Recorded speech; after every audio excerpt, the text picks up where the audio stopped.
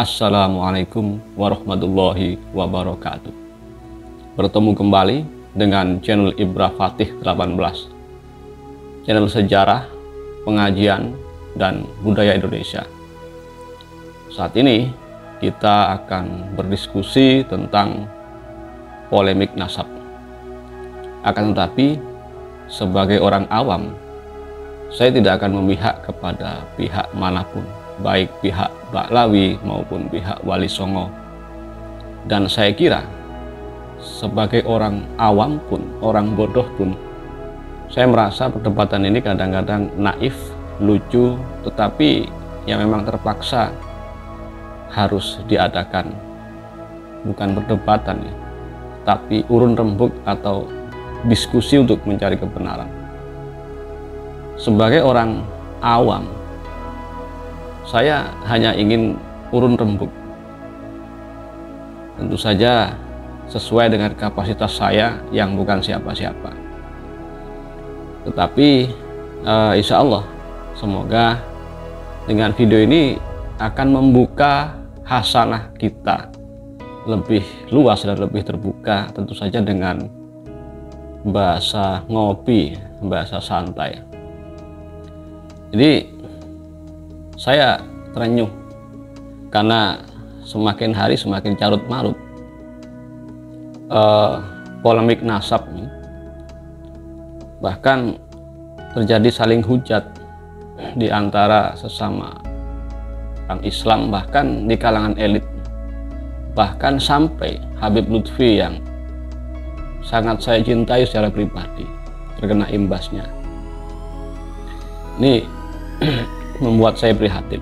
Makanya saya mengajak para pemirsa channel Ibra Fatih 18 untuk berdiskusi secara sportif dengan kepala dingin sambil menyeruput kopi dan sedal-sedul. Yang pertama, kita mungkin akan memaparkan beberapa ayat yang mengatakan bahwa manusia itu sebenarnya sama derajatnya. Yang pertama adalah surat Al-Hujurat ayat 15. Sana menegaskan bahwa Allah Ta'ala memandang kemuliaan manusia hanya dari segi ketakwaannya. Kemudian ada surat Az-Zariyat ayat 56, di mana tugas utama manusia adalah untuk manusia dan jin adalah untuk beribadah. Jadi tidak ada waktu untuk saling mengklaim sebagai ras terbaik di dunia ini, karena memang agama kita Islam tidak pernah mengajarkan seperti itu. Bahkan Rasulullah dengan rendah hati berkali-kali mengatakan bahwa tidak ada perbedaan antara Arab dan Ajam. Kemudian ada surat Al-An'am ayat 165 yang mengatakan bahwa manusia adalah khalifah di bumi. Sebagai khalifah, tentu saja kita harus bekerja sama satu antara lain. Bahkan Allah Subhanahu wa Ta'ala menegaskan di dalam ayat yang lain, kita manusia berbangsa-bangsa dan bersuku-suku dengan tujuan bukan untuk saling mengklaim sebagai ras tertinggi, tetapi sebagai lita'aruf, untuk saling mengenal. Ada juga surat Ali Imran ayat 195 katakan bahwa Allah Subhanahu wa Ta'ala tidak menyia-nyiakan atau tidak membedakan anak laki-laki dan perempuan. Di dalam surat Al-Isra ayat 70, Allah dengan tegas memuliakan Bani Adam secara universal, baik dia dari ras manapun. Bahkan jika berbicara Bani Adam, Allah memuliakan semua manusia tanpa memandang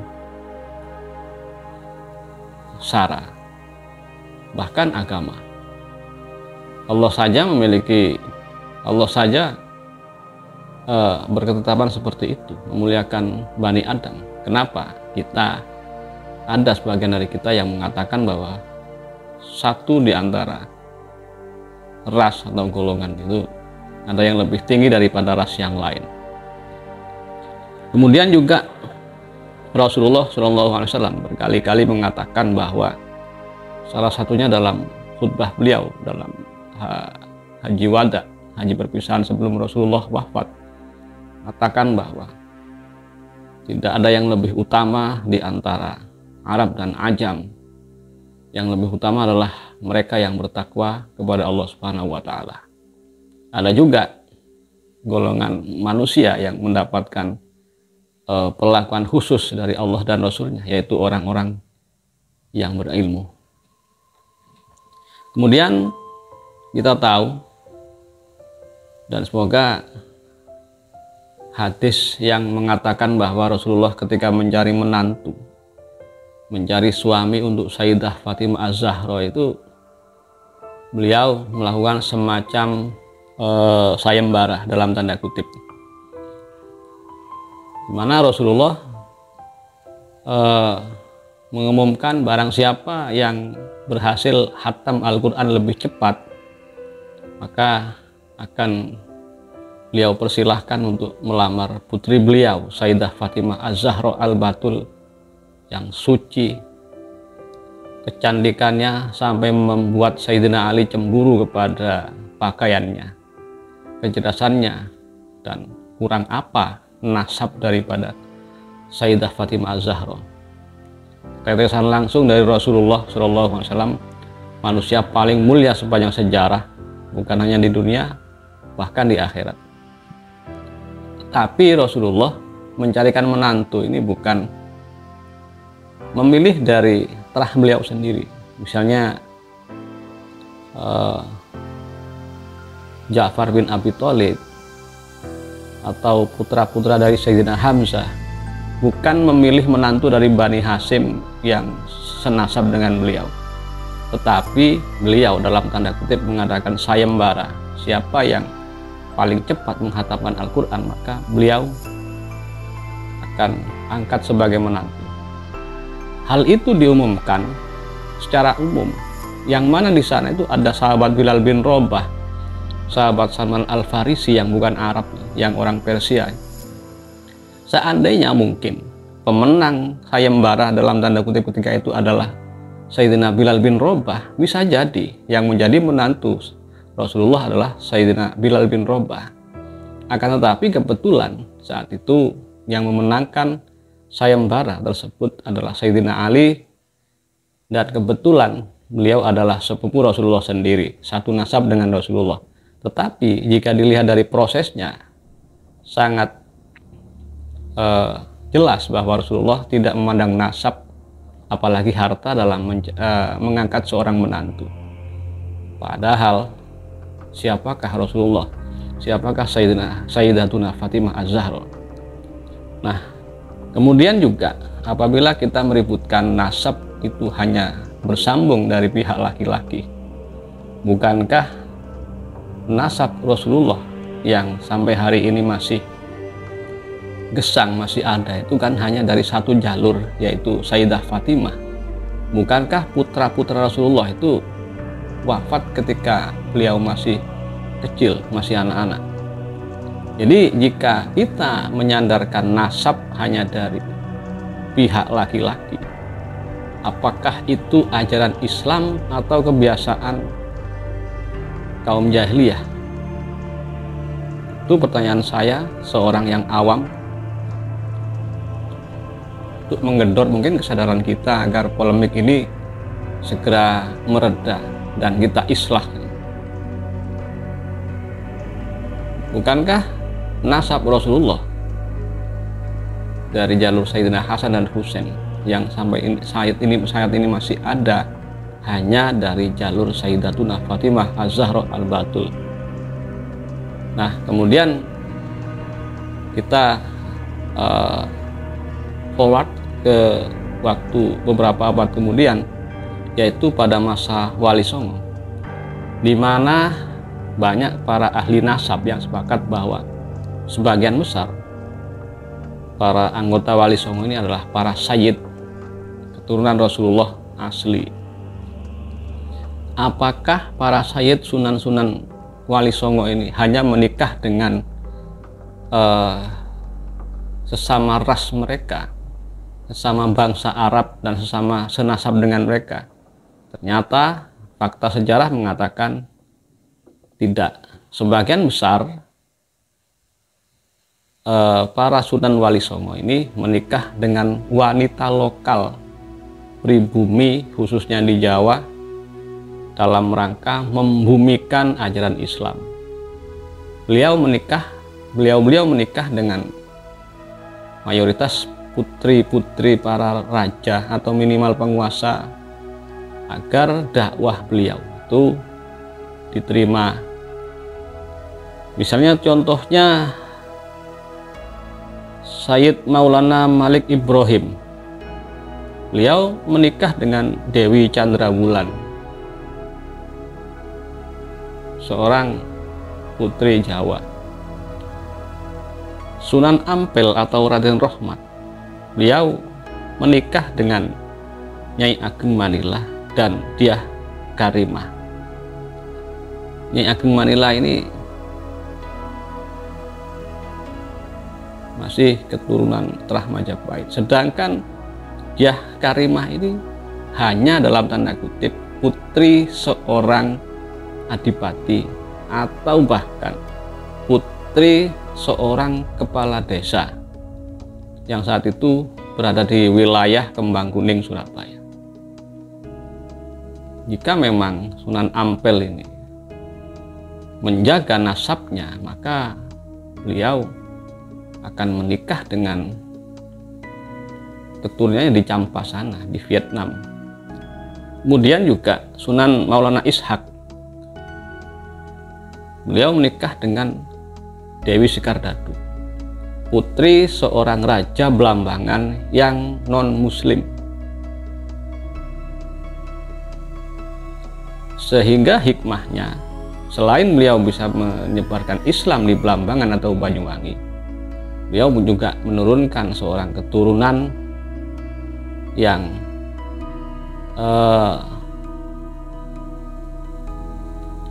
mewadahi dua kemuliaan, yaitu kemuliaan Sayyid atau keturunan Rasulullah dan kemuliaan dari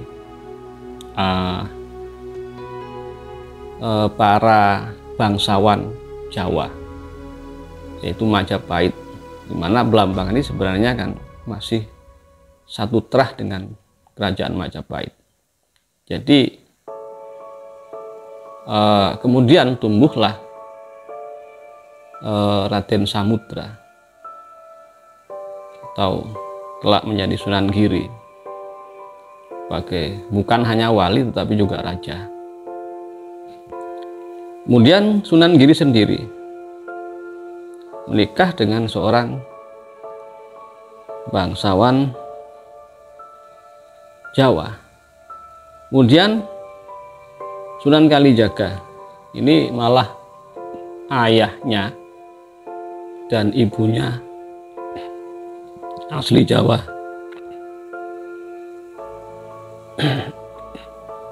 Kak Sunan Kudus, beliau menikah dengan Dewi Ruhil bin Pangeran Pecat, bangsawan Jawa. Kemudian juga Sunan Muria itu menikah dengan Dewi Roroyono, dan Sunan Gunung Jati pun yang seorang syarif dan banyak menurunkan para ulama di Jawa Timur, khususnya Pasuruan, bahkan menikah dengan Ong Tin, seorang putri dari Cina. Beliau juga menikah dengan Nyi Ageng Tepasari. Jadi jika memang Islam itu harus mengharuskan penganutnya memelihara nasab, harus menikah dengan sesama terahnya, dengan rasnya, dengan nasabnya, maka Sunan Gunung Jati tidak akan menikah dengan putri Ong Tin. Dan seandainya para sunan ini memiliki faham saklek yang tidak mau menikah dengan wanita yang bukan dari rasnya sendiri, yang tidak senasab, maka insya Allah bisa dipastikan kerajaan-kerajaan para punggawa Majapahit tidak akan ada yang sudi memeluk Islam. Kemudian juga tidak akan ada Raden Fatah dengan Demaknya, tidak akan ada kerajaan-kerajaan Islam seperti Mataram dan sebagainya. Karena umat Islam ketika itu akan inklusif, hanya akan dianut oleh orang-orang Arab dan imigran dari Arab, sedangkan orang Jawa mungkin akan masih beragama lama. Lagi pula jika seandainya para Sunan ini rasis, menganggap beliau-beliau sebagai ras yang paling tinggi, maka insya Allah kaum muslimin yang sedikit, yang minoritas itu akan habis. Selain dihabisi oleh demit Jawa yang saat itu memang masih ganas-ganasnya, tentu saja akan dilibas oleh para ksatria Nusantara, terutama di Majapahit, Belambangan dan sebagainya. Karena para Sunan ini sangat mengorangkan orang atau memanusiakan manusia. Bahkan Mbah Maulana Malik Ibrahim ini mendapat gelar kakek bantal karena bisa dijadikan sandaran bagi masyarakat sekitar. Maka alhamdulillah Islam mayoritas di Indonesia, bahkan mengalahkan Arab Saudi yang merupakan sumber diturunkannya agama Islam. Mungkin demikian diskusi kita kali ini. Mohon maaf apabila orang awam seperti saya ikut speak up masalah perselisihan nasab ini, karena saya sangat mencintai baik para habaib, para kiai, dan saya sangat mencintai Indonesia. Saya sangat mencintai Islam, dan alangkah lucunya jika Islam ini menjadi bahan bulian orang-orang di luar sana karena meributkan masalah yang sebenarnya sepele ini. Demikian mungkin apabila Anda menganggap video ini ada sedikit manfaat, silahkan di subscribe, tonton sampai habis, share, dan komentar yang baik. Bagi Anda yang berkomentar kurang baik, barangkali Anda tidak ada kesempatan untuk meminta maaf atas kejulitan Anda kepada saya. Boleh saja berkomentar, mengkritik secara ilmiah, meskipun saya sendiri hanya orang awam. Demikian, Assalamualaikum warahmatullahi wabarakatuh.